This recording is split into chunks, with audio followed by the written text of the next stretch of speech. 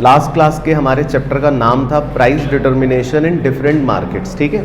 तो इस चैप्टर में मैंने आपको बताया था कि इसमें अलग अलग तरह के मार्केट्स होते हैं और उन अलग अलग तरह के मार्केट्स में हमें ये बस निकालना है कि प्राइस कैसे पता चलता है, ये इस चैप्टर का काम है। अब इस चैप्टर को 3 यूनिट्स में डिवाइड कर दिया। यूनिट 1 में हमने बोला कि इसमें सिर्फ हमें ये समझना है कि मार्केट क्या होता है। तो हमने जो लास्ट क्लास पढ़ाई करी थी, अगर आपको याद हो, तो उसमें बस हमने ये पढ़ा था कि मार्केट किसे कहते हैं। तो मार्केट जो है वो बहुत ही सिंपल था कि मार्केट एक ऐसी जगह है जहाँ पर हम गुड्स को खरीदते या बेचते हैं। अब गुड्स कौन से वाले? इकोनॉमिक गुड्स, फ्री गुड की बात नहीं करनी। तो इकोनॉमिक गुड्स को जहाँ पर हम खरीदते या बेचते हैं उसको बोलते हैं मार्केट, बाज़ार, बस सिंपल। फिर बाज़ार के मैंने आपको बताया था कि 4 एलिमेंट्स होते हैं। बाकी बाज़ार में ये भी बात बताई थी कि बाज़ार में सेंटिमेंटल वैल्यू का कोई भी सिग्निफिकेंस नहीं होता। बाज़ार जो है वो एक्सचेंज वैल्यू पर ही चलता है। फिर बाज़ार के 4 एलिमेंट्स आपको बताए थे, देखो क्या क्या थे। अरे 5 बताए थे, सॉरी 5 एलिमेंट्स आपको बताए थे। बाज़ार आपको मैंने कहा था कि आप मन में कोई भी मार्केट विजुअलाइज कर लो, है ना। तो जब आप मार्केट के बारे में विजुअलाइज करोगे तो आपको वहाँ पे बायर और सेलर दिखाई देंगे, आपको वहाँ पर एक प्रोडक्ट या कोई सर्विस दिखाई देगी, आपको प्राइस के लिए बार्गेनिंग होती हुई नज़र आएगी, आपको मार्केट की नॉलेज के बारे में भी मतलब होगा, बायर को भी और सेलर को भी, और एक प्राइस होगा जिस पर प्रोडक्ट को खरीदा या बेचा जा रहा होगा, है ना। तो ये 5 चीज़ों को हम बोलते हैं एलिमेंट्स ऑफ मार्केट। फिर पूरा जो मेन यूनिट था वो सिर्फ एक बात पर डिपेंड कर रहा था कि मार्केट कितने कितने कितने अलग अलग प्रकार के होते हैं। तो एक बार मुझे बताना, सारे याद हैं आपको या कोई भूल गया? फैक्टर मार्केट याद है? वो ऊपर वाला मार्केट जहाँ पे हम फैक्टर इनपुट्स को खरीदते हैं और पैसे देते हैं। प्रोडक्ट मार्केट नीचे वाला मार्केट जहाँ पर हम प्रोडक्ट्स को खरीदते हैं और पैसे देते हैं, ठीक है। तो ये तो सिंपल। फिर एरिया के बेसिस पे था लोकल मार्केट पेरिशेबल गुड्स के लिए, regional market semi durable goods के लिए, नेशनल मार्केट ड्यूरेबल गुड्स के लिए, इंटरनेशनल मार्केट प्रीशियस गुड के लिए, ठीक है। ये भी हो गई कहानी ख़त्म। फिर एल्फ्रेड मार्शल का समय के हिसाब से वेरी शॉर्ट सप्लाई चेंज नहीं होगी, शॉर्ट में स्लाइटली चेंज होगी, लॉन्ग में सप्लाई चेंज हो जाएगी, और वेरी लॉन्ग या सेक्युलर में ईजिली चेंज हो जाएगी, ठीक है। फिर था ट्रांजैक्शन के बेसिस पर था स्पॉट, मतलब आज आप सामान खरीदते हो और फिजिकली सामान आप ले आते हो, और फ्यूचर में आप सिर्फ कॉन्ट्रैक्ट करते हो। देखो, है ना, लॉ में आप पढ़ ही रहे हो कॉन्ट्रैक्ट। तो 2 लोग जो हैं वो आपस में बस एक कॉन्ट्रैक्ट करते हैं और फ्यूचर डेट पर खरीदने का एक एग्रीमेंट कर लेते हैं। फिर रेगुलेशन के बेसिस पर क्या था?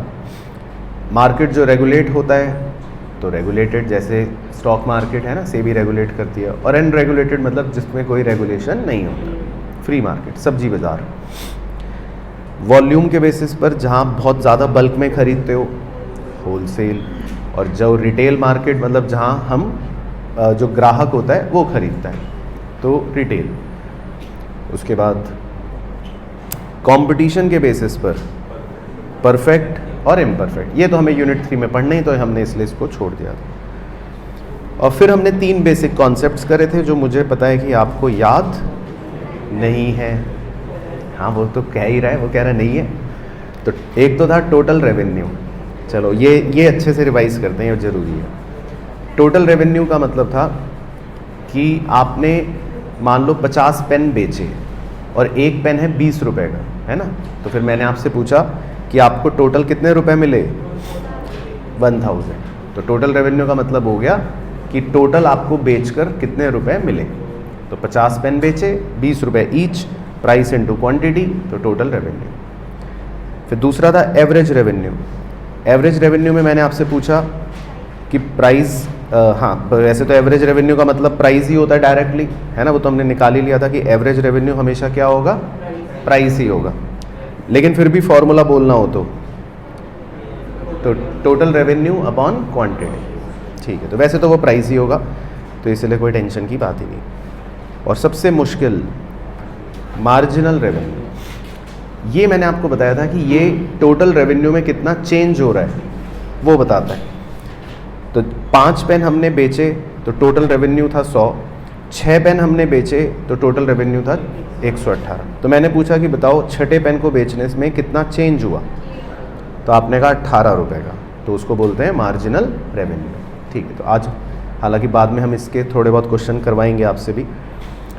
और फिर एक और इसका एग्जाम्पल करवाया था खतरनाक वाला कि अगर 6 पेन बेचने से आपको टोटल रेवेन्यू हुआ 118 और 10 पेन बेचने से आपको टोटल रेवेन्यू हुआ 158, तो फिर कैसे मार्जिनल रेवेन्यू निकालोगे?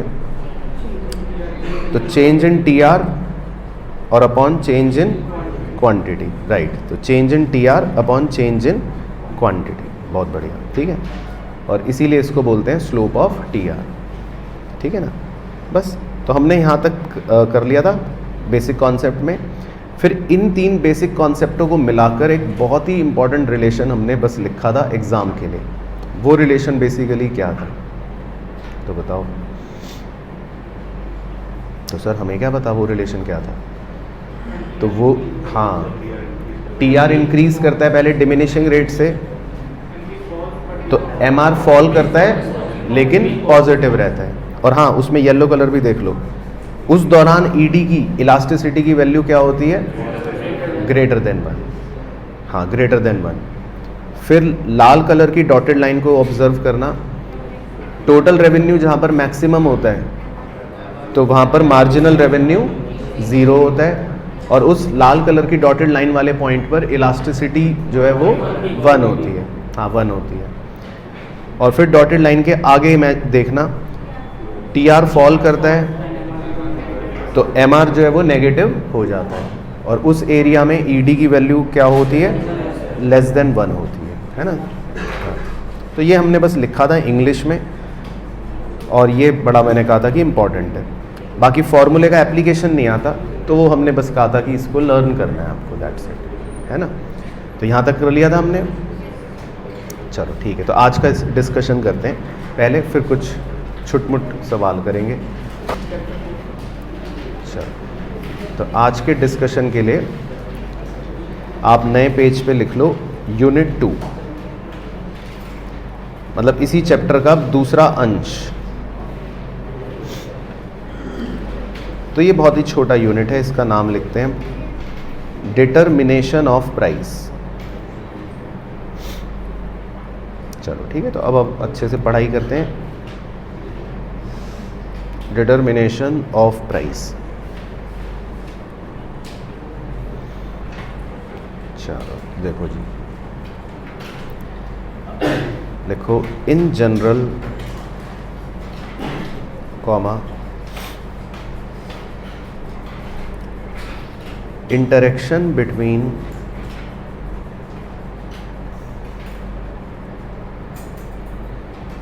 demand and supply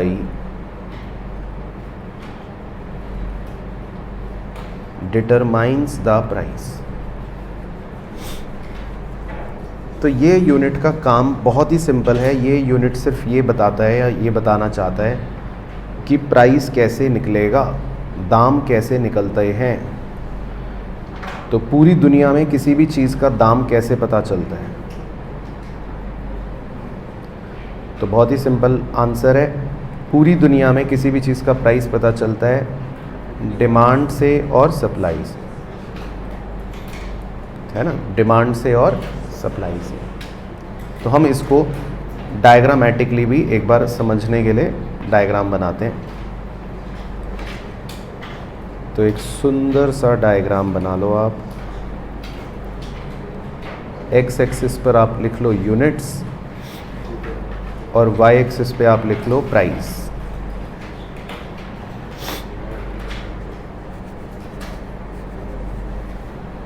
x axis पर लिख लो यूनिट्स, वाई एक्सिस पे लिख लो प्राइस।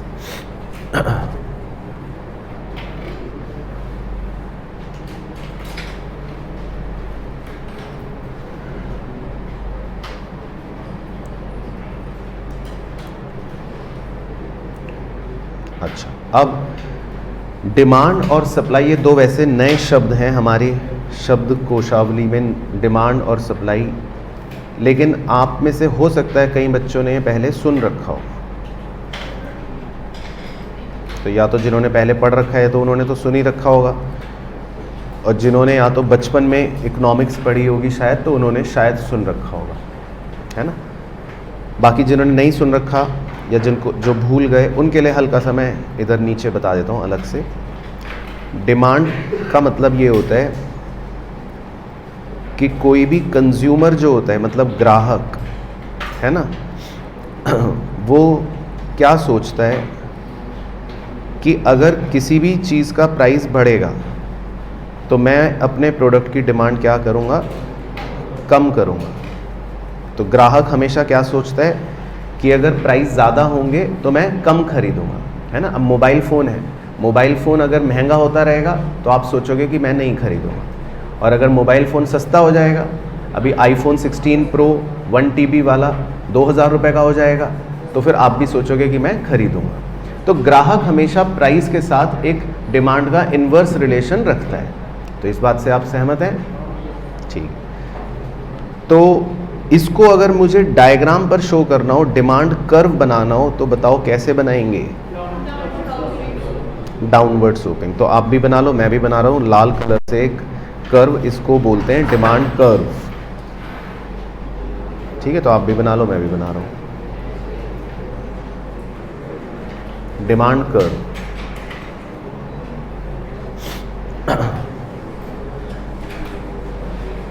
चलो अब सप्लाई समझा देता हूँ। सप्लाई, अब सप्लाई भी समझ लेते हैं। सेलर क्या सोचता है? दुकानदार। तो दुकानदार सोचता है जितना प्राइस बढ़ेगा मैं उतनी ज़्यादा सप्लाई करना चाहूँ, है ना, क्योंकि उसको तो बेचने में, महंगा बेचने में मुनाफा होगा। तो सेलर हमेशा सोचता है कि प्राइस ज़्यादा होगा तो मैं ज़्यादा बेचूंगा, तो वो प्राइस के साथ हमेशा एक डायरेक्ट रिलेशन रखता है। तो फिर इसी बात को जब डायग्राम पर, कर्व पर शो करें तो सप्लाई कर्व कैसा बनेगा? Upward sloping. तो बना देते हैं पर्पल कलर से अपवर्ड स्लोपिंग।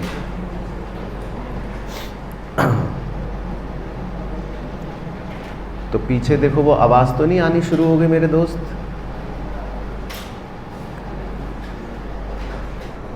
तो डिमांड कर्व और सप्लाई कर्व ओके हो गया? यहाँ तक ओके?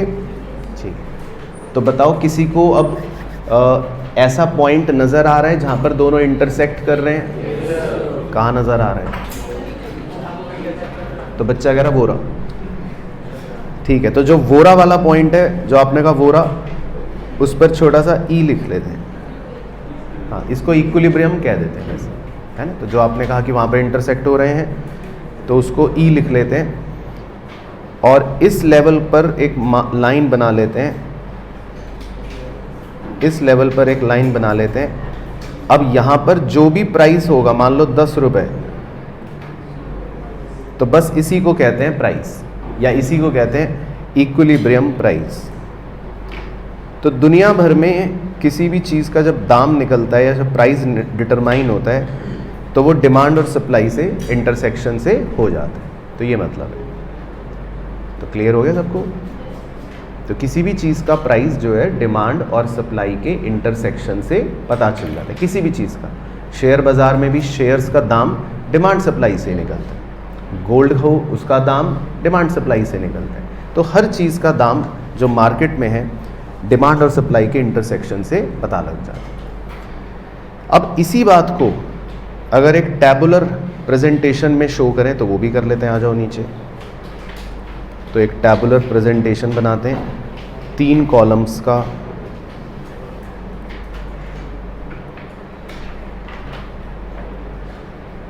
तो पहला कॉलम तो लिख लो यूनिट्स, नहीं सॉरी, पहला कॉलम लिख लो प्राइस। दूसरा कॉलम लिखते हैं क्वांटिटी डिमांडेड। तो ये मतलब मैं ऊपर ऐसे ही बना देता हूँ, ये है हमारा ग्राहक, कंज्यूमर। और तीसरा कॉलम बनाते हैं क्वांटिटी सप्लाइड। तो ये है हमारा दुकानदार, ऊपर बना देता हूँ सेलर। तो 3 कॉलम बनाते हैं।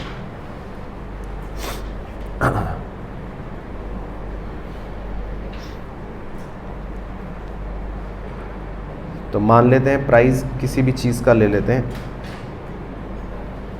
10 रुपये, ठीक है। तो मान लेते हैं प्राइस है 10 रुपये। तो अब 10 रुपये का प्राइस है, ग्राहक से पूछ रहे हैं बताओ ग्राहक भाई कितने यूनिट्स खरीदना चाहते हो तुम। तो बच्चा तो कुछ भी बोल रहा है, लेकिन मैं अपने मन से ले लेता हूँ 500 यूनिट्स। तो ग्राहक कह रहा है मैं 500 यूनिट्स खरीदना चाहता हूँ। फिर मैंने सेलर से पूछा, दुकानदार से पूछा, दुकानदार भाई तुम कितने यूनिट्स बेचना चाहते हो।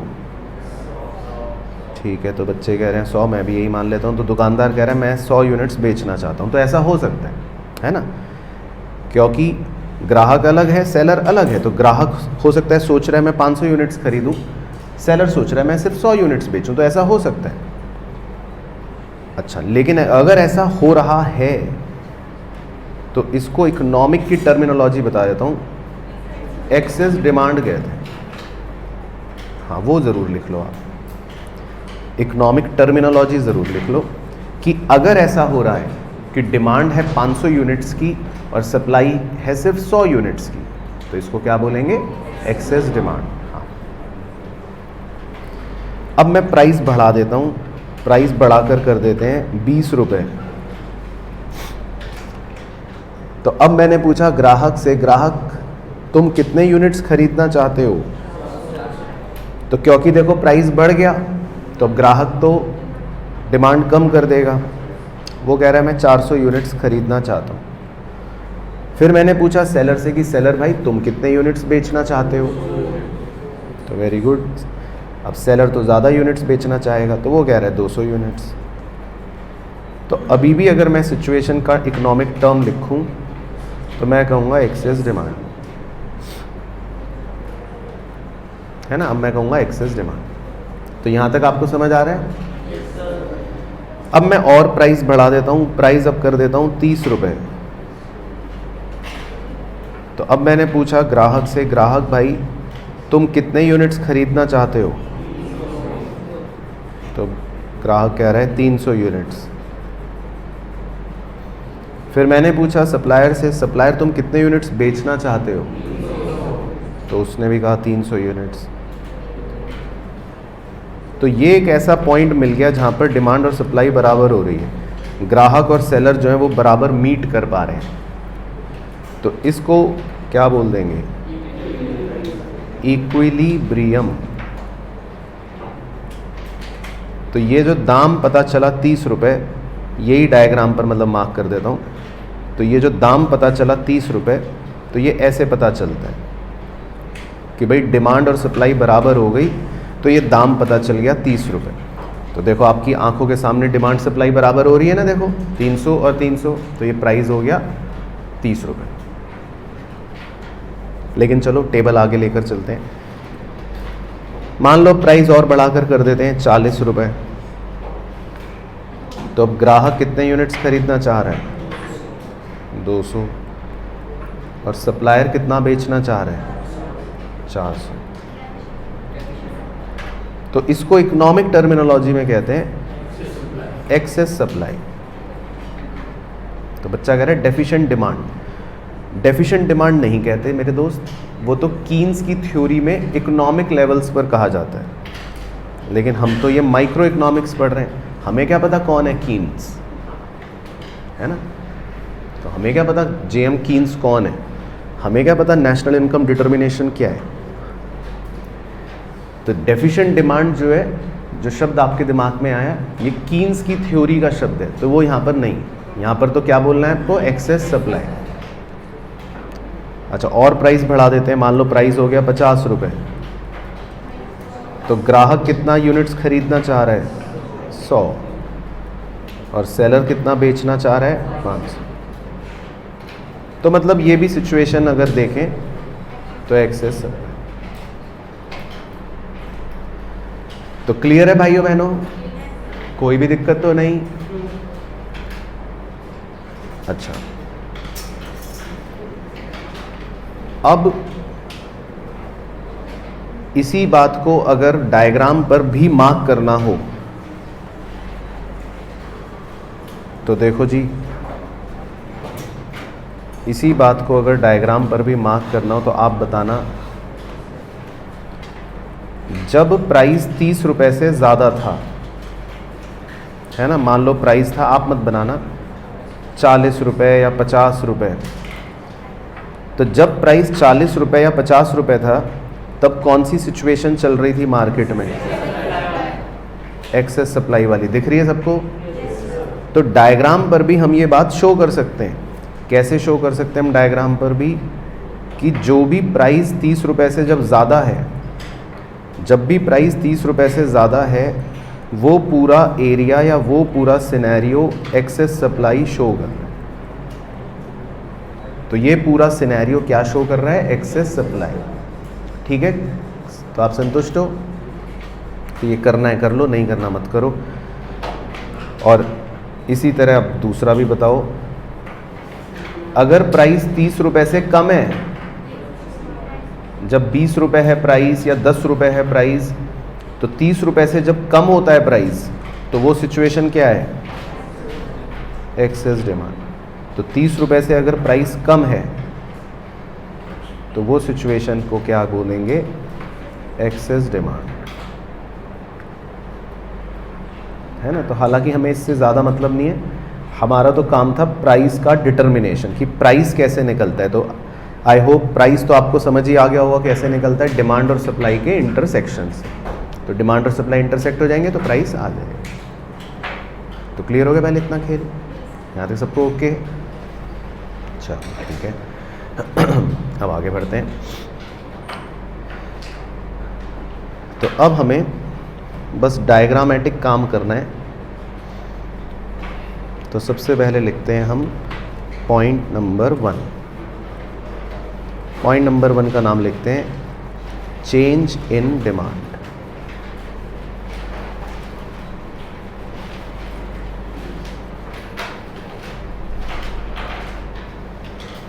ठीक है, तो आप मेरे साथ साथ ही बना लो। तो 2 डायग्राम बनाने हैं आपको, एक लेफ्ट में बना लो, एक राइट में बना लो।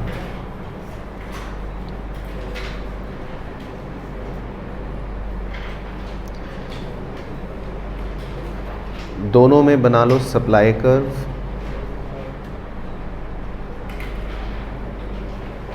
और दोनों में बना लो डिमांड कर्व। तो दोनों में बना लो सप्लाई कर्व, दोनों में बना लो डिमांड कर्व। तो आपको कहीं पर वो इंटरसेक्ट होते हुए नज़र आ रहे हैं? तो बताओ कहाँ नज़र आ रहे हैं? वहाँ पे।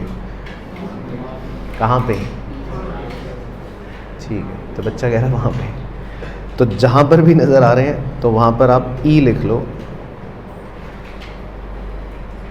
मतलब इक्विलिब्रियम, और वहाँ से आपको प्राइस पता लग जाएगा।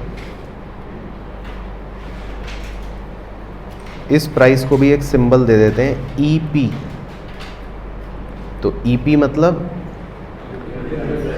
हाँ मतलब शॉर्ट में लिख देते हैं ईपी। ईपी को फुल फॉर्म में अगर बोलना हो तो इसको बोलते हैं इक्विलिब्रियम प्राइस। ई मतलब इक्विलिब्रियम, पी मतलब प्राइस। और आप क्वांटिटी भी मार्क कर सकते हो, नीचे क्वांटिटी भी मार्क कर लेते हैं, इसको लिख लो ई क्यू। तो ई क्यू का मतलब इक्विलिब्रियम क्वांटिटी। तो ई मतलब इक्विलिब्रियम, क्यू मतलब क्वांटिटी। ठीक है, तो पहले इतना बना लो और एक बार अपने अपने पड़ोसियों के रजिस्टर में देख लो और उसकी नब्ज चेक कर लो कि बीपी कहीं बढ़ तो नहीं गया उसका। हाँ सही चल रहा है, ठीक। तो अपने अपने पड़ोसियों की नब्ज चेक कर लो कि उसकी कहीं सांसें बढ़ तो नहीं गई। ये डायग्राम देखकर मतलब आप सब बच्चे संतुष्ट हो इन यहाँ तक अभी? ठीक है, कृष्णा भाई सही हैं आपके दोनों दोस्त? ठीक है, और आप खुद ठीक हो? चलो ठीक है। तो ऑनलाइन के चीज़ तो एक बार आप भी बता दो क्या स्थिति है यहाँ तक, मतलब बिल्कुल संतुष्ट हैं, कोई टेंशन तो नहीं? ठीक है, फिर मेरे को मेन चीज़ अब समझानी है। तो यहाँ तक सबका बन गया बिल्कुल अच्छे से? ठीक है, तो अब 2-3 मिनट मुझे थोड़ा चाहिए मेन।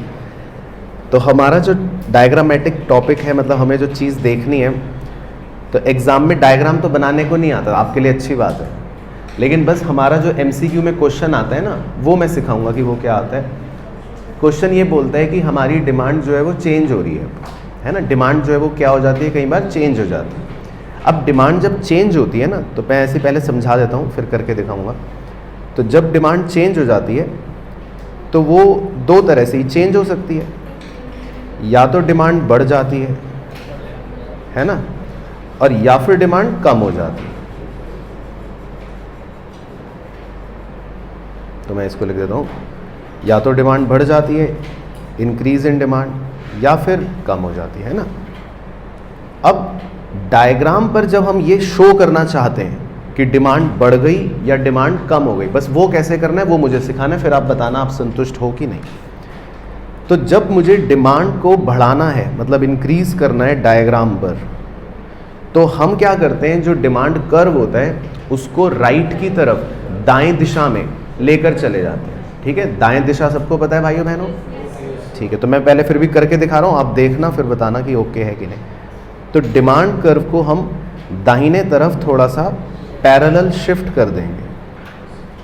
तो लाल कलर की जो डॉटेड लाइन आप बनते हुए देख रहे हो, तो वो आप बस बता दो कि आप संतुष्ट हो उससे। चलो ठीक है, तो आप भी बना लो। तो बस यही मेन चीज़ सीखनी थी। हाँ, राइट वर्ड, इसको अंग्रेज़ी में कहते हैं राइट वर्ड शिफ्ट। हाँ, वो नीचे लिखवा दूंगा। चलो, इसको अंग्रेज़ी में कहते हैं राइट वर्ड शिफ्ट। तो डिमांड जो है वो बढ़ गई, इंक्रीज हो गई, तो इंग्लिश लिख लेते हैं, इसको बोल देते हैं राइट वर्ड शिफ्ट।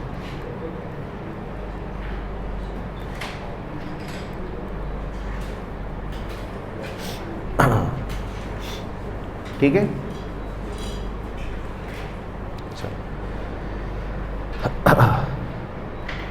तो अब बस आपको एनालाइज करना है, तो आप ध्यान से स्क्रीन पर देखते रहना। अब थोड़ी देर के लिए ये भूल जाना कि पुराना डिमांड कर्व था, थोड़ी देर के लिए उसको भूल जाते हैं। तो अब अगर डिमांड चेंज हो गई, डिमांड इंक्रीज हो गई, तो अब आपको नया इक्विलिब्रियम ढूंढना है। कहाँ है? तो कहाँ है नया इक्विलिब्रियम? इशारा करके बताओ कहाँ है। वो रहा। हाँ, तो जहाँ वो रहा कह रहे हो वहाँ पर आपको ई डैश लिखना है। ठीक है, तो समझ गए भाइयों? ठीक है, तो अब आपका मतलब इक्विलिब्रियम चेंज हो जाता है। तो बस ये मेन चीज़ सिखानी थी मुझे कि आपका इक्विलिब्रियम जो है वो चेंज हो जाएगा। तो जब इक्विलिब्रियम चेंज हो जाएगा ना, तो प्राइस भी देखो चेंज हो जाएगा। हाँ, ऊपर हो जाएगा। तो आप वो भी चेंज कर लो, तो प्राइस भी आपका चेंज हो जाएगा और क्वांटिटी भी चेंज हो जाएगी। बस तो वो भी आप चेंज कर लो, तो प्राइस भी चेंज हो जाएगा और क्वांटिटी भी चेंज हो जाएगी। तो बेसिकली बस हमको ये MCQ में ये पूछता है कि डिमांड इंक्रीज हो गई तो बताओ क्या होगा। तो बताओ आप क्या लिखोगे, क्या हो जाएगा? हाँ, तो आपको बस ये आंसर बताना है कि प्राइस बढ़ जाएगा और क्वांटिटी भी बढ़ जाएगी। बस, तो ये नीचे लिख लेते हैं मेन चीज़। तो डायग्राम नहीं बनाना MCQ पेपर में, लेकिन क्वेश्चन में तो वो ये पूछता है कि डिमांड इंक्रीज होगी तो बताओ क्या होगा। तो बस ये आपका आंसर है। तो जो बादल में लिख रहे हैं ये आपका आंसर है। तो शॉर्ट में लिख देता हूँ, इक्विलिब्रियम प्राइस राइजेस और इक्विलिब्रियम क्वांटिटी राइजेस। मतलब प्राइस भी बढ़ जाएगा और क्वांटिटी भी बढ़ जाएगी, राइज। हाँ, दोनों बढ़ जाएंगे।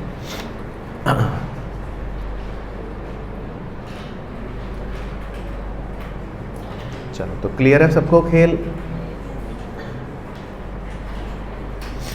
तो इक्विलिब्रियम प्राइस भी बढ़ जाएगा और इक्विलिब्रियम क्वांटिटी भी बढ़ जाएगी। तो ओके हो गया पहला केस। चलो, अब दूसरा वाला करते हैं। अब उसमें आप मेरी हेल्प करो। इस बार डिक्रीज इन डिमांड करेंगे तो क्या होगा? Leftward shift. तो जब हमें डिमांड कम करनी होती है तो बस अब उल्टा करना, अब तो इजी है। अब हमको बाईं तरफ डिमांड को शिफ्ट करना है। तो डिमांड कर्व को आप अपने बाएं तरफ शिफ्ट करिए। तो डिमांड कर्व को बाईं दिशा में शिफ्ट कर लेते हैं।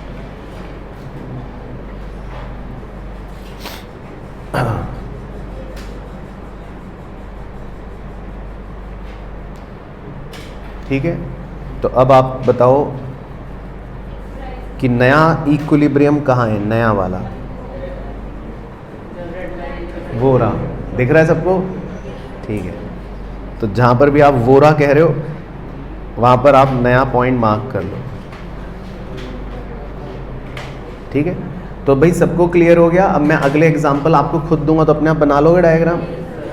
चलो ठीक है, तो ऑनलाइन के चीज़ तो आप भी एक बार बता दो भाइयों, आप भी अपने आप बना लोगे ना? अगले वाले दूंगा। चलो, तो पॉइंट चेंज हो गया, तो अब उस पॉइंट से प्राइस भी चेंज हो जाएगा और उस पॉइंट से अब क्वांटिटी भी चेंज हो जाएगी। चलो ठीक है, तो बस प्राइस भी चेंज हो गया और क्वांटिटी भी चेंज हो गया। तो क्लियर हो गया? चलो, तो अपने एमसीक्यू में तो बस डायग्राम नहीं आएगा, वो तो ये पूछेगा। हाँ चलो सही है, सब बच्चे क्लियर है। तो अपने डायग्राम नहीं पूछेगा, वो तो एमसीक्यू में ये पूछेगा कि डिक्रीज इन डिमांड हो गया तो अब उससे क्या होगा। तो इक्विलिब्रियम प्राइस फॉल्स और इक्विलिब्रियम क्वांटिटी भी फॉल्स, है ना?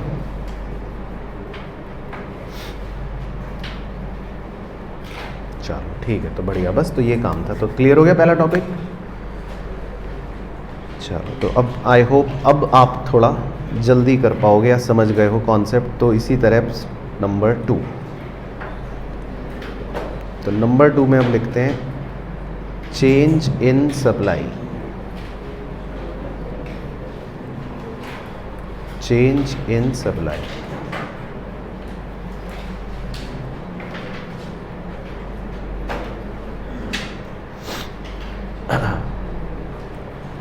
तो इसमें भी 2 डायग्राम बना लो।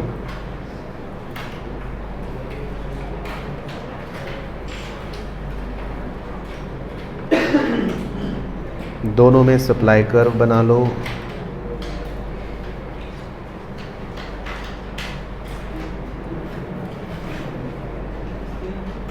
वो चांस कम है क्योंकि बाकी तो क्वेश्चन जब आप करोगे क्वेश्चन बुकलेट से तो आपको पता लग जाएगा कि कैसा क्वेश्चन आते हैं।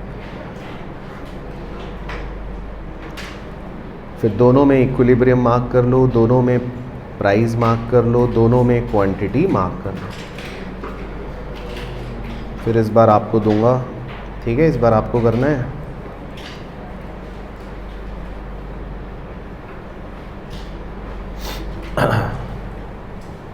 चलो, तो पहले में करते हैं इंक्रीज इन सप्लाई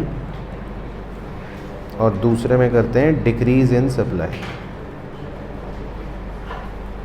वही सेम फंडा है, बस इंक्रीज इन सप्लाई मतलब राइटवर्ड शिफ्ट हो जाएगा और डिक्रीज इन सप्लाई मतलब लेफ्टवर्ड शिफ्ट हो जाएगा। चलो, तो पहले 3 मिनट आपको देता हूँ, पहले आप अपना करो फिर बताइए। चलो पूछे करें, ठीक है? तो कुछ ने तो जल्दी कर लिया। ओके, तो मैं भी अब डायग्राम बना देता हूँ। पहले इंक्रीज इन सप्लाई में आपको क्या करना है, राइट में शिफ्ट करना है ना? तो इसमें आप राइट में शिफ्ट करना, तो आपका इक्विलिब्रियम पॉइंट चेंज हो जाएगा। फिर इक्विलिब्रियम पॉइंट चेंज हो जाएगा तो वहाँ से प्राइस भी चेंज हो जाएगा और क्वांटिटी भी चेंज हो जाएगी। ठीक है, तो बस सिंपल। तो बताओ पहले केस का क्या आंसर लिखा आपने? इक्विलिब्रियम प्राइस फॉल्स और इक्विलिब्रियम क्वांटिटी राइट। तो पहले केस से सब बच्चे संतुष्ट? ठीक है, फिर सेकंड केस। अब इसमें सप्लाई लेफ्ट में शिफ्ट करनी है।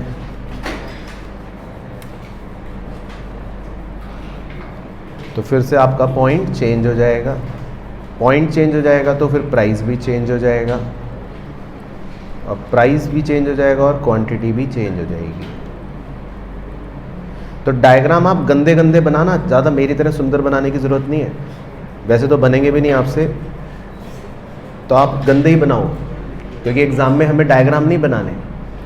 तो स्केल तोड़ दो, स्केल की ज़रूरत नहीं है, पेंसिल फेंक दो, उसकी ज़रूरत नहीं है, आपको गंदे डायग्राम बनाने हैं लेकिन फास्ट बनाने हैं, ठीक है। क्योंकि हमारा उद्देश्य ये नहीं कि हमें डायग्राम पे नीटनेस चाहिए, हमें तो आंसर निकालना है, MCQ फास्ट क्वेश्चन करना है 50 सेकंड में, है ना। चलो, तो इसका आंसर क्या आ गया? इक्विलिब्रियम प्राइस राइजेस और इक्विलिब्रियम क्वांटिटी फॉल्स। चलो ठीक है, तो ओके हो गया, ठीक है। तो मैं आगे बढ़ूँ थर्ड पर, ठीक है। तो उसमें भी डायग्राम्स का ही काम है, लेकिन फिर भी आगे बढ़ने से पहले एटलीस्ट एक बार कंफर्म कर लेते हैं। तो डिमांड का चेंज आपको पता चल गया, राइट और लेफ्ट, ठीक है, और सप्लाई का चेंज हमको पता चल गया, राइट और लेफ्ट, है ना। अब थर्ड टॉपिक जो है वो मज़ेदार इंटरेस्टिंग होता है, तो थर्ड में चलते हैं। थर्ड टॉपिक में तो बहुत ही मज़ेदार चीज़ होगी। थर्ड में लिखते हैं simultaneous increase in demand and increase in supply. Simultaneous का मतलब है एक साथ, एक साथ इंक्रीज इन डिमांड और इंक्रीज इन सप्लाई, है ना। तो साइमल्टेनियस का मतलब है एक साथ।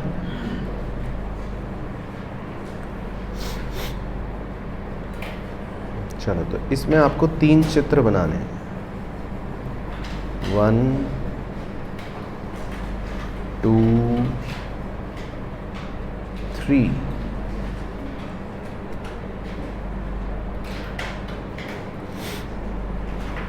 One two three. अब जिसका छूटता रहे वो अपने आप बनाएगा भाई। देखो, अब पीछे नहीं जाऊंगा मैं, जिसका डायग्राम छूटे अब अपने आप बनाने का। तो इसीलिए फास्ट फास्ट बनाना है, कॉन्सेप्ट को पकड़ो बस। डायग्राम छूटा तो छूटा,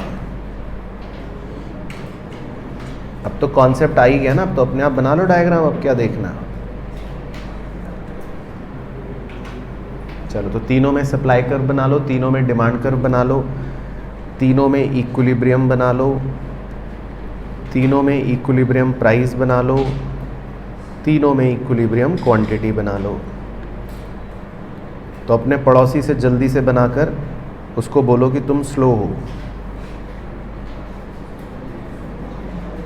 ठीक है। आपको अपने पड़ोसी को हराना है, उसको उससे जल्दी बना के उसको बोलो तुम स्लो।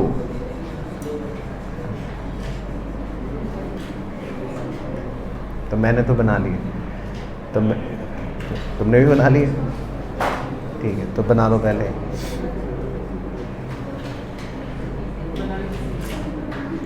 ठीक है, तो अपने पड़ोसी को बोल दिया डायलॉग। बच्चा कह रहा मेरे पड़ोसी ने तो मुझे बोला है, बोल दिया। तो 3 मतलब डायग्राम बन गए, demand curve, supply curve, equilibrium, ठीक है। तो ये तो नॉर्मल हो गया। चलो ठीक है, तो इसमें मैं आपको सिखा देता हूँ थोड़ा सा।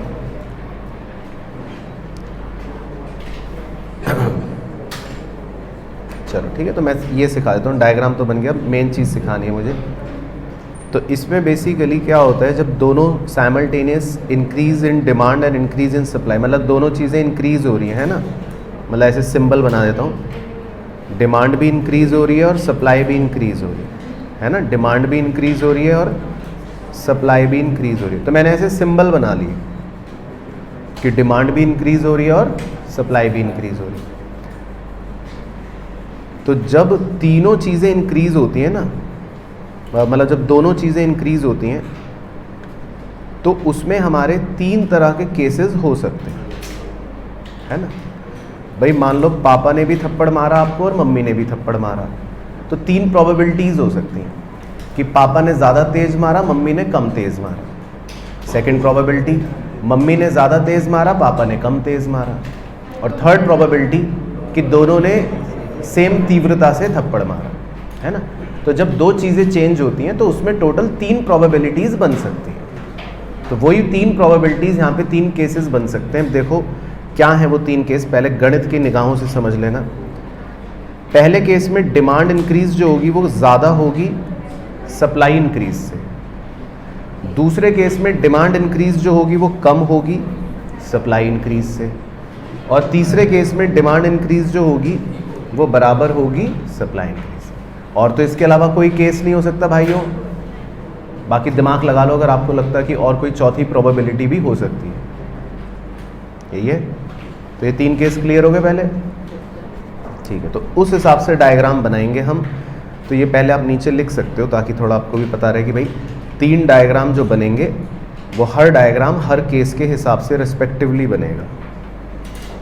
तो हर डायग्राम हर केस के हिसाब से रिस्पेक्टिवली बनेगा। बाकी आंसर जिसके जो भी आएंगे वो नीचे लिख लेंगे।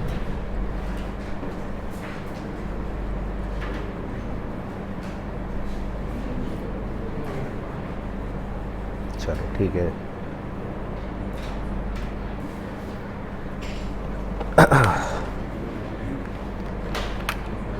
तो ट्राई करना चाहते हो अपने आप?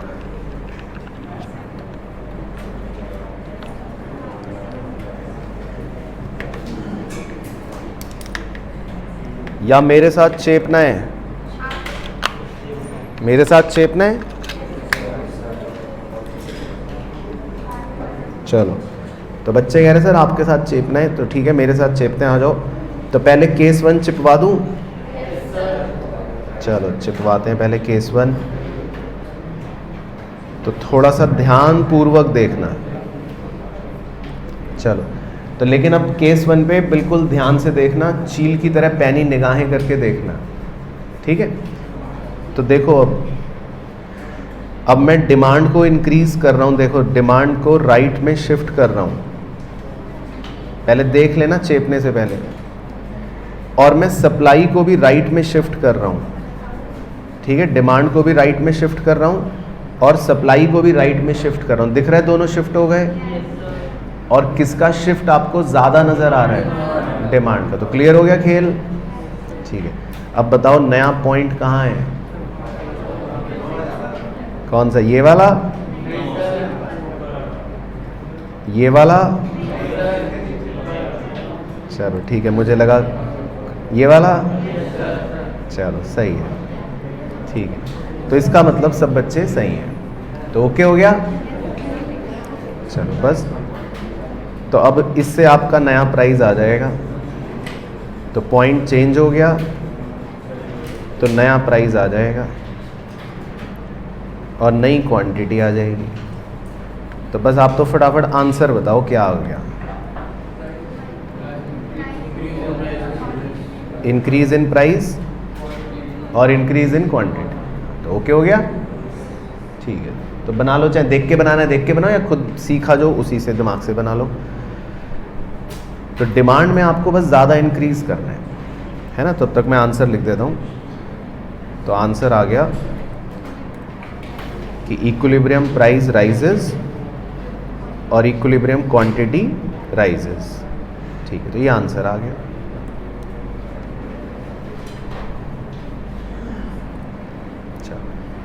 अब केस 2 भी मेरे साथ चेप कर बनाना है या अपने आप ट्राई करना है?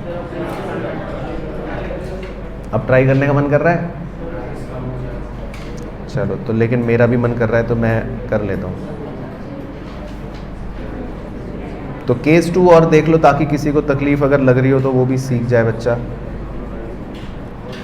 अब केस 2 में भी देखो दोनों को इंक्रीज करूँगा, डिमांड को भी राइट शिफ्ट कर रहा हूँ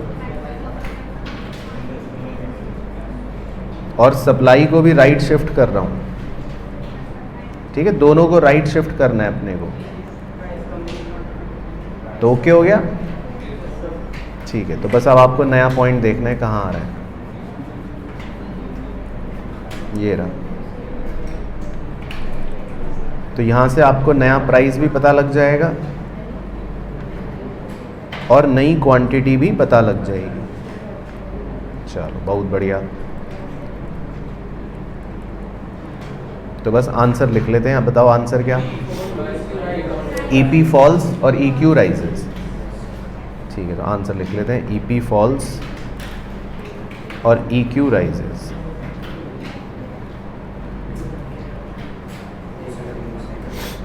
चलो ठीक है, बहुत बढ़िया। तो अब थर्ड केस तो आप अपने आप ही करके देखो। थर्ड में आपको दोनों को सेम करना है। ठीक है, बना लिया वो भी? चलो तो थर्ड भी बना ही लेता हूँ। तो थर्ड में आपको डिमांड को इंक्रीज करना है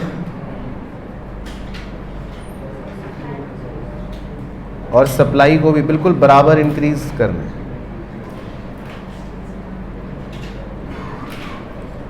ठीक है, तो दोनों को बराबर बराबर इंक्रीज करना है। तो वहाँ से आपको नया पॉइंट पता लग जाएगा। तो नए पॉइंट से आपका नया प्राइस क्या होएगा? सेम ही रहेगा। और क्वांटिटी क्या हो जाएगी? राइज हो जाएगी। ठीक है, तो अपने पड़ोसियों का चेक करो थर्ड केस कि क्या उसका प्राइस सेम ही आ रहा है। नहीं आ रहा होगा तो उसका पेज फाड़ देना। तो अपने पड़ोसी का डायग्राम चेक करो कि थर्ड केस में EP सेम आ रहा है। आ रहा है, ठीक है। और नहीं, स्लाइटली नहीं, सेम ही आना चाहिए। जिसका स्लाइटली आ रहा है उसका पेज फाड़ देना भाई। बिल्कुल सेम आना चाहिए। स्लाइटली व्लाइटली का स्कोप का कोई वो नहीं है। तो ओके हो गया लेकिन आपको? तो इसका आप ये आंसर लिख लेते हैं, क्या आ गया? हाँ ठीक है, तो मतलब ऐसे पूरी इंग्लिश लिख लेता हूँ। नो चेंज इन EP और EQ राइजेस। ठीक है, चलो तो पहले एक बार मुझे कंफर्म कर दो, यहाँ तक सब बच्चे बिल्कुल ओके, कंफर्टेबल, कोई भी दिक्कत तो नहीं है किसी को? चलो ठीक है। अब अगर मेरे को इसका एक ग्रैंड कॉन्क्लूजन बनाना हो, ग्रैंड कॉन्क्लूजन मतलब ये 3 कॉन्क्लूजन्स तो चलो है ही हैं, लेकिन अगर एक ग्रैंड कॉन्क्लूजन बनाना हो तो मैं ये भी लिख सकता हूं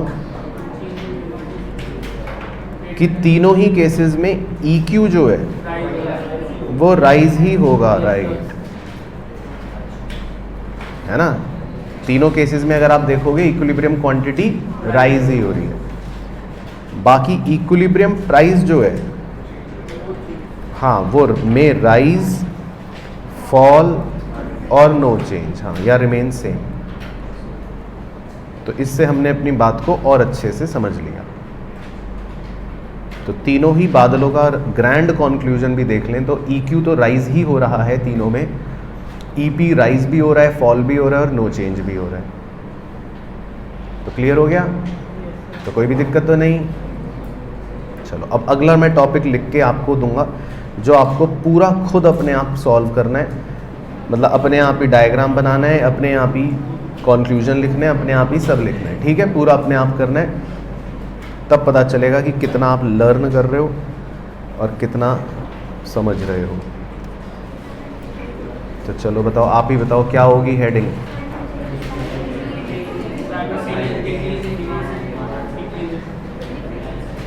और थोड़ा इसको और मज़ेदार चटपटा बना दूं? बताओ, इसको और चौथे को और चटपटा बना दूं, है ना, स्पाइसी टैंगी। तो ऑनलाइन वालों से और पूछता हूँ, बताओ ऑनलाइन के चाहिए तो इसको चटपटा बना दूं चौथे को और? तो जब तक वो कहें तब तक अंग्रेज़ी लिखता हूँ। तो आपको सिंपल खाना है या चटपटा खाना है? ठीक है, चटपटा, ओके चलो ठीक है। तो चटपटा देते हैं फिर। तो चौथा टॉपिक देते हैं आपको, लिखो हेडिंग साइमल्टेनियस। चलो तो चटपटा कैसे बनाएं बताओ? तो simultaneous decrease in demand and increase in supply. ठीक है, वो तो एक बच्चा तो दुखी हो गया, कह रहा ये क्या कर दिया जाए। चलो, तो अब तुम दुखी हो तो उससे कोई फ़र्क नहीं पड़ता। अब अपने आप करने हैं आपको 3 केस, मैं तो आपको जानता नहीं।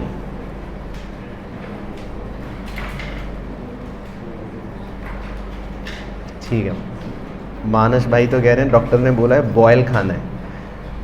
तो मानस भाई आपके लिए पहला केस था, केस 1। तो अब तो चटपटे केसेस हैं।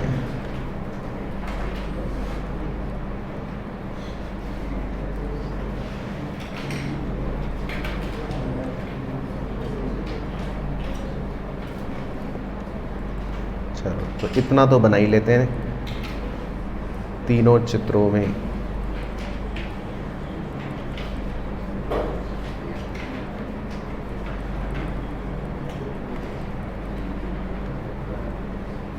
और ये सब भी लिखने की ज़रूरत नहीं है, धीरे धीरे प्रैक्टिस हो जाए तो ये सब ई पी ई क्यू, अपने को तो बस आंसर निकालना है।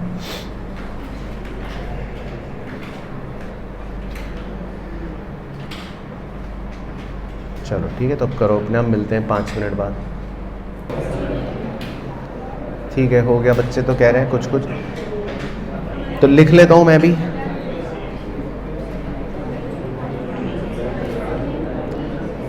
डिक्रीज इन डिमांड और इंक्रीज इन सप्लाई, है ना जी। तो साइमल्टेनियस 2 चेंजेस हो रहे हैं, तो 3 केसेस हो गए। चलो ठीक है, तो फास्ट कर रहा हूँ। तो पहले केस में क्या करा बताओ आप? डिमांड में डिक्रीज करना है आपको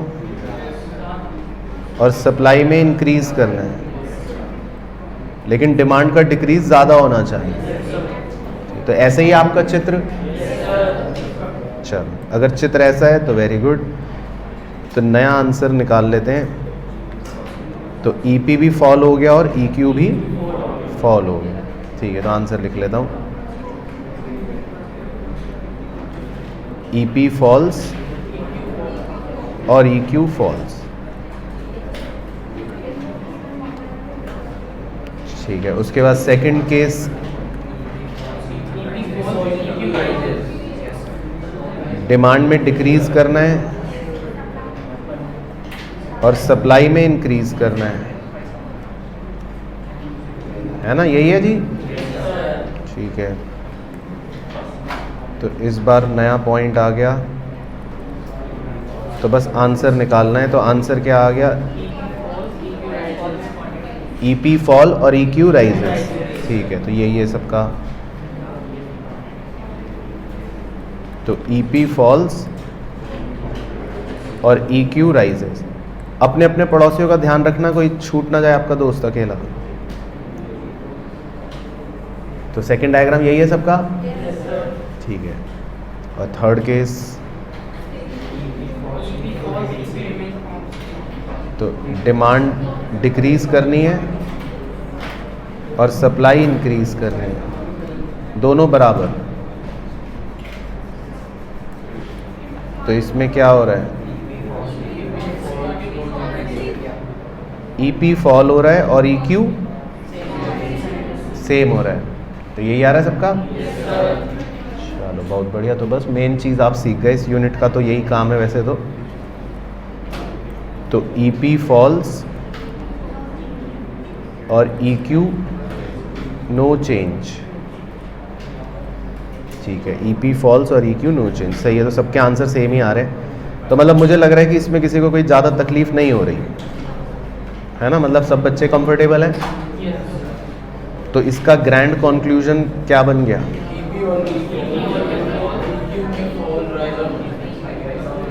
ईपी ऑलवेज फॉल्स, ईक्यू में फॉल, में राइज, में नो चेंज। बट क्लियर है सबको? तो मतलब अब कैसा भी आए, चटपटा आए, बॉइल्ड आए, तो आप हर तरह का खाना खा सकते हो अब इसमें, कैसा मर्जी भी चेंज आए टेक्निकली। चलो ठीक है, तो अब एक स्टार पॉइंट लिखना है बाद में बस, तो कर लो चाहे कंप्लीट अगर करना है किसी को। तो कंक्लूजन्स तीनों लिखे हुए हैं, है ना, और ग्रैंड कंक्लूजन भी आप लिख सकते हो चाहो तो। कि EP always falls, EQ may fall, rise और no change।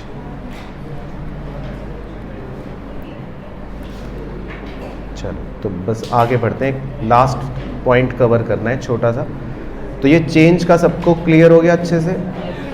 तो इस यूनिट में बस एक ही काम है, प्राइस निकलता कैसे है ये सीखा, और फिर वो चेंज होता रहेगा, अलग अलग कुछ भी हो सकता है। तो वो चेंज का आंसर हमें बस निकालना आना चाहिए कि भाई कैसा भी चेंज हो तो उसका क्या आंसर आएगा।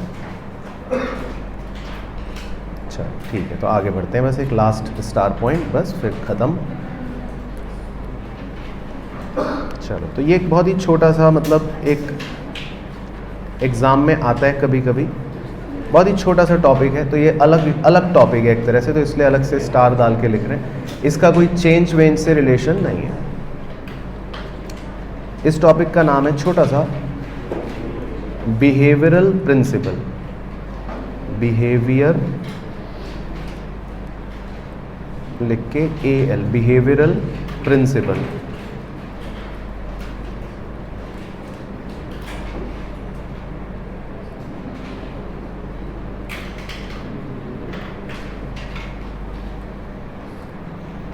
ठीक है, तो इसमें आपको दुकान शॉप बनानी है, ठीक है, पेज के बीचों बीच, ठीक है, ये है सेलर। तो बस इसके दो प्रिंसिपल्स हमें पता होने चाहिए।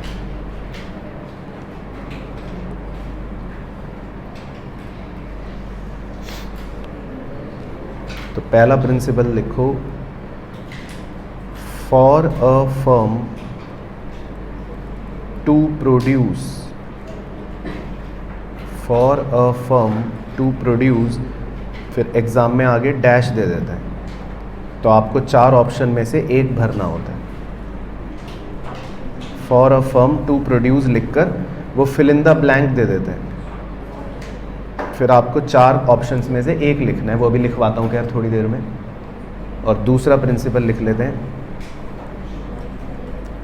प्रॉफिट मैक्सिमाइजेशन, प्रॉफिट मैक्सिमाइजेशन, या ब्रैकेट में लिख लो दैट इज प्रोड्यूसर्स इक्विलिब्रियम। हालांकि ये थर्ड यूनिट में डिटेल में पढ़ना है हमें, लेकिन ठीक है अभी भी लिख लिया। और इसके आगे भी वो डैश दे देते हैं। फिर हमें चार ऑप्शन में से एक भरना होता है बस। तो ये दो छोटे से प्रिंसिपल्स हैं, MCQ में पूछता है, या तो ये पूछता है या वो पूछता है, और आपको चार ऑप्शन देगा तो आपको सही option fill in the blank pick करना रहता है ना। बाकी मैं मीनिंग वैसे समझा देता हूँ जस्ट फॉर द नॉलेज। तो पहले टॉपिक का, पहले बिहेवियरल प्रिंसिपल का मतलब तो ये है कि for a firm to produce, for a firm to produce का हिंदी में मतलब ये है कि जैसे मान लो आप एक दुकानदार हो, ठीक है, आप एक शॉपकीपर हो। अब आप डब्बे पे डब्बे बनाए जा रहे हो, है ना, आप प्रोडक्शन कर रहे हो। तो आप प्रोडक्शन कंटिन्यू करते रहोगे करते रहोगे करते रहोगे, मतलब कब तक करोगे, ये है मुद्दा। तो वेरी गुड, मैडम कह रही है जब तक प्रॉफिट होगा।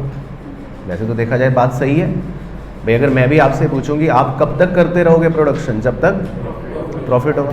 मान लो आपको लग रहा है कि अब प्रॉफिट नहीं हो रहा, लॉस हो रहा है, तो प्रोडक्शन बंद कर दोगे, रुक जाओगे, है ना। तो लॉजिकल आंसर तो वैसे यही है ना, सही बात है। लेकिन बस अब इस लॉजिकल आंसर को हमें मैथमेटिकल इकोनॉमिक टर्म्स की क्वेश्चन में पिरो के आंसर देना कि भाई प्रोड्यूसर कब तक कंटिन्यू करता रहेगा प्रोडक्शन, तो उसको हमें कंडीशन बनाकर लिखना है। बात आप जो सोच रहे हो वो सही है, तो वो कंडीशन लिख लेते हैं कि भाई कब तक करना है। तो पहले लिख लो, फिर बाद में समझ लेंगे क्या है।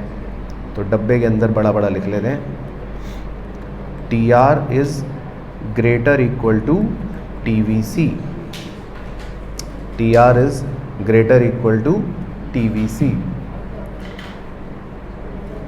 तो फुल फॉर्म्स लिखवा देता हूँ क्योंकि कई बच्चों को नहीं पता। हाँ, तो मतलब जिन्होंने पढ़ लिया वो तो कोई टेंशन नहीं है, जिन्होंने नहीं पढ़ा वो भी टेंशन मत लेना, हम पढ़ लेते हैं, ये आगे कवर हो जाएगा। TR मतलब तो होता है टोटल रेवेन्यू, है ना, टोटल रेवेन्यू, वो तो आपने अभी पढ़ ही लिया। ग्रेटर इक्वल टू को क्या लिख सकता हूं, तो इसको लिख लेते हैं should not be less than, तो total revenue should not be less than मतलब टोटल रेवेन्यू कम नहीं होना चाहिए। इसका हिंदी में मतलब है कि आपको जो पैसे मिल रहे हैं, आपके पास जो पैसा आ रहा है, ऐसे हिंदी में भी लिख देता हूँ, टोटल रेवेन्यू का मतलब है आपके पास जो पैसा आ रहा है तो वो कम नहीं होना चाहिए। It should not be less then, किससे कम नहीं होना चाहिए, टोटल वेरिएबल कॉस्ट से। हाँ, तो टोटल वेरिएबल कॉस्ट जिन जिन को पता है, पढ़ चुके, तो बहुत अच्छी बात है। जिन जिन को नहीं पता तो भी कोई टेंशन मत लेना, हम पढ़ेंगे। बाकी इसका वैसे मतलब होता है, वेरिएबल कॉस्ट का मतलब होता है आपके खर्चे।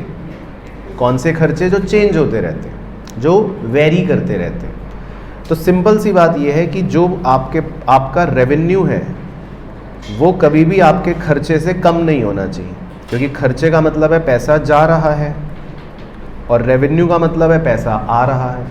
तो लॉजिकल बात है ना कि भाई प्रोडक्शन कब तक करोगे आप, जब तक रेवेन्यू ज़्यादा होगा, खर्चा कम होगा। लेकिन अगर रेवेन्यू कम हो गया और खर्चा ज़्यादा हो गया तो फिर नहीं करोगे। तो बस उसी बात को कंडीशन में पिरो कर लिखना है। तो आपकी कंडीशन यही है, TR is greater equal to TVC। अच्छा तो क्लियर हो गई कंडीशन, तो याद रखनी है, मेन तो रटना है। वैसे R का सिंबल ही बना देता हूँ। अब चलते हैं दूसरी तरफ, प्रॉफिट मैक्सिमाइजेशन। प्रॉफिट मैक्सिमाइजेशन का मतलब होता है सबसे ज़्यादा प्रॉफिट कब होगा।